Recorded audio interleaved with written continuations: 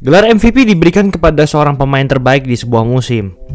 Tak harus membawa timnya peringkat 1 di NBA, tapi minimal harus ke playoff. Karena lucu juga kalau pemain hebat banget tapi timnya gak masuk playoff. Lebih ke bagaimana dan seberapa memukaunya performa pemain tersebut setiap game. Musim lalu gue sempat bahas ada 3 pemain yang bermain dengan level yang sangat gila, yaitu Jokic, Embiid, dan Giannis. Mereka bertiga sangat efisien, bahkan mengalahkan rekor-rekor efisiensi terbaik sepanjang sejarah. Namun di akhir hanya ada 1 pemain saja yang bisa jadi MVP, yang jatuh ke Nikola Jokic. Tapi gimana kalau gue bilang di musim ini gak hanya 3, tapi ada 8 pemain yang bermain layaknya seorang MVP NBA. Pasti pusing kan milihnya? Sebelum lanjut, jangan lupa like dan subscribe ya. Simak ulasan berikut ini.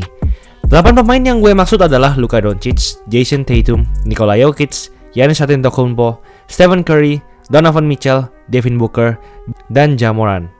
Gue tahu ini masih awal musim, dimana ketika video ini dibuat, kebanyakan tim baru bermain sekitar 20 game, seperempat dari total 82 game. Namun kita sudah melihat banyak hal-hal memukau yang tak pernah ada di musim-musim sebelumnya. Contohnya dari rataan poin. Musim ini ada 6 pemain yang mencatatkan lebih dari 30 poin per game. Kalau kalian melihat musim-musim lalu, jumlah pemain yang mencatatkan lebih dari 30 poin per game dalam musim tidak pernah ada yang sebanyak ini. Yang terdekat hanyalah 3 pemain, yaitu di musim 2019-2020.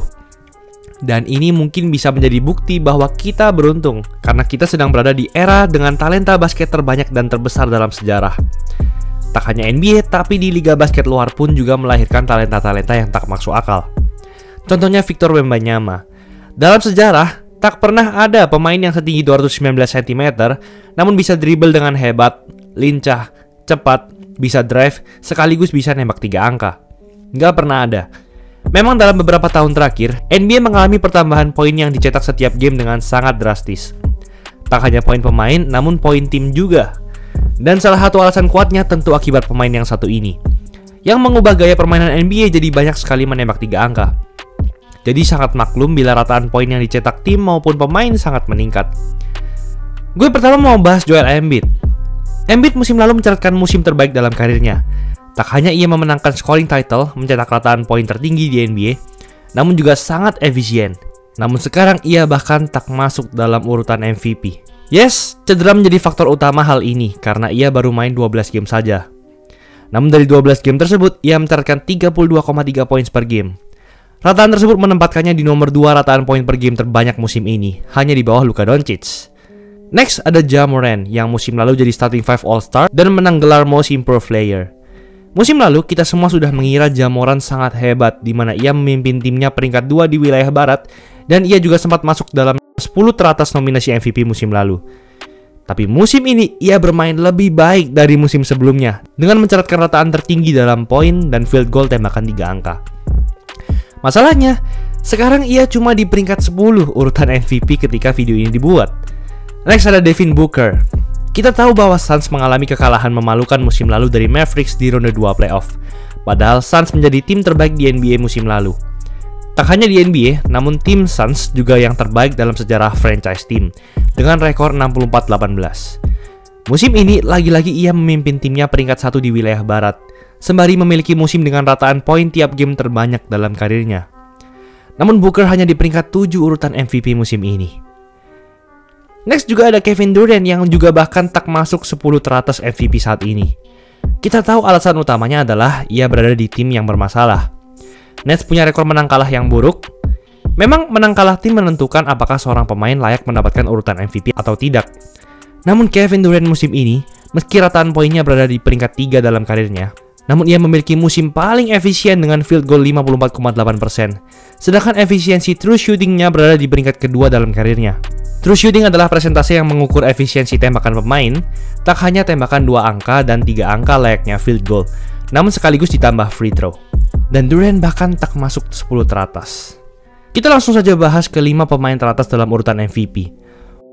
Urutan 5 ada Stephen Curry. Yes, lagi-lagi Stephen Curry sedang berada dalam Warriors yang bermasalah. Mereka bahkan tak bisa menang saat game tandang. Hanya Curry saja yang meng-carry Warriors. Pemain lain melempem. Hal itu benar-benar terjadi dan Curry benar-benar menggila di musim ini. Stephen Curry mencatatkan 31,4 poin per game, terbanyak kedua dalam karirnya. bahkan lebih banyak dari musim MVP 2016-nya, di mana ia menjadi MVP pertama dengan voting anonymous. Jadi semua 120 voters memvote Stephen Curry sebagai MVP. Dan jauh lebih banyak lagi dibanding musim MVP 2015-nya. Coba kita bandingkan performa Curry musim ini dengan performanya musim 2015-2016, di mana ia bisa dibilang MVP terhebat sepanjang sejarah di musim itu. Musim 2015-2016, Curry mencatatkan 30,1 poin per game dengan field goals 50,4%, free throw 90,8%, dan tembakan 3 angka 45,4%. Kalian tahu apa artinya itu? Curry mencatatkan 30 poin per game namun dengan sangat efisien. Hampir semua yang ditembak masuk. Tak heran di musim itu, ia jadi anonymous MVP pertama dalam sejarah. Tapi di musim ini, ia mencatatkan statistik yang hampir sama, bahkan lebih hebat dari musim itu dengan 31,4 poin per game, 52,2% field goal, tertinggi dalam karirnya, 91,1% free throw, dan 44,1% tembakan 3 angka. Bahkan menurut kanal JX My High Roller, Curry musim ini memiliki musim offense terbaik dalam sejarah NBA. Tapi Curry hanya ada di peringkat 5 ketika video ini dibuat. Lantas, bagaimana kehebatan 4 pemain yang di atas Curry? Padahal Curry sudah sehebat itu. Lagi-lagi, mungkin alasan yang membuat Curry turun adalah karena timnya. Kita next ke peringkat 4 ada Giannis Antetokounmpo. Giannis memimpin Bucks memiliki awalan musim terbaik dalam sejarah timnya, yaitu sempat 9 game beruntun tanpa kekalahan di awal musim ini. Ini sangat berkebalikan dengan preseason mereka, di mana dalam 5 kali bertanding, Bucks tak menang sama sekali. Di sisi lain, Giannis juga mencatatkan 30,5 poin per game, 11,6 rebounds per game, dan 5,5 assist per game.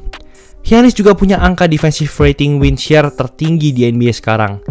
Jadi bisa-bisa ia memenangkan gelar MVP sekaligus Defensive Player of the Year lagi seperti musim 2020-nya.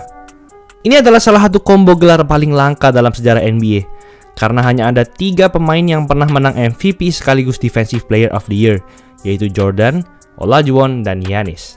Kita next ke Nikola Jokic. Jokic sang back-to-back MVP musim lalu memecahkan rekor pemain paling efisien dalam sejarah NBA di angka 32,85. Namun musim ini, ia berniat untuk memecahkan rekornya lagi. Sekarang ia punya angka efisiensi 33,62. Meskipun rataan poinnya turun, tentu karena Jamal Murray dan Michael Porter Jr. yang sudah kembali, namun ia mencatatkan rataan assist, persentase field goal, serta true shooting tertinggi dalam karirnya. Tak ada yang tak bisa dilakukan Jokic, dan tak heran ia dinobatkan sebagai center terpintar dalam sejarah NBA. Tapi ternyata ia masih di peringkat 3 di urutan MVP. Kita bahas ke selanjutnya yaitu Jason Tatum. Tatum memiliki awalan musim terbaik dalam karirnya, bahkan sepanjang sejarah Celtics. Ia urutan pertama pemain yang mencetak poin terbanyak dalam 20 game pertama, sebanyak 580 poin. Musim ini ia mencatatkan 30,8 poin per game, 48,1% field goals, 87% free throw, dan 62,5% true shooting. Semuanya tertinggi dalam karirnya. Ia juga memimpin Celtics memiliki peringkat terbaik NBA sekarang. Tapi ia masih di peringkat 2 urutan MVP. Gue mau notice bahwa angka-angka seperti ini tidak akan pernah kalian temukan dalam 1 bahkan 2 dekade terakhir. Hanya Jordan dan Shaq yang bisa melakukannya. Yang sudah lama sekali. Itu pun di musim itu biasanya hanya mereka saja yang bisa seperti itu. Tapi di musim ini, sudah berapa pemain yang performanya seperti Jordan dan Shaq?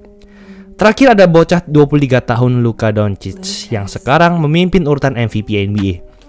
Kenapa Doncic bisa nomor 1 padahal pemain-pemain lain di bawahnya performanya sudah sangat gila? Tak hanya itu, Mavericks berada di peringkat 11 wilayah barat ketika video ini dibuat. Lagi-lagi jawabannya adalah efisiensi. Luka Doncic memimpin perolehan poin NBA saat ini dengan 33,1 poin per game, tertinggi dalam karirnya juga. Namun hal itu dilakukan dengan efisiensi yang sangat tinggi, di angka 34,72, masih di atas Jokic tadi. Ia juga mencatatkan 8 rebounds per game dan 8,1 assist per game. Jadi Doncic sedang mencetak sejarah di mana ia akan memecahkan rekor pemain paling efisien dalam sejarah, sembari mencatatkan hampir triple-double 30 poin setiap game. Jadi, kalau kalian jadi media dan orang-orang yang memilih nominasi MVP, siapa yang akan kalian jadiin MVP guys? Pusing banget kan? Itulah ulasan mengenai episode kali ini. Yo guys, buat kalian yang mau cari-cari jersey basket, langsung aja cek sosmed @easysportswear. Tersedia di Shopee, di Instagram, dan Tokopedia. Kuy, buruan diserbu! Jangan lupa like, komen, dan subscribe agar channel ini bisa berkembang dan menghasilkan video menarik lainnya. Thanks for watching, I'll see you in the next video.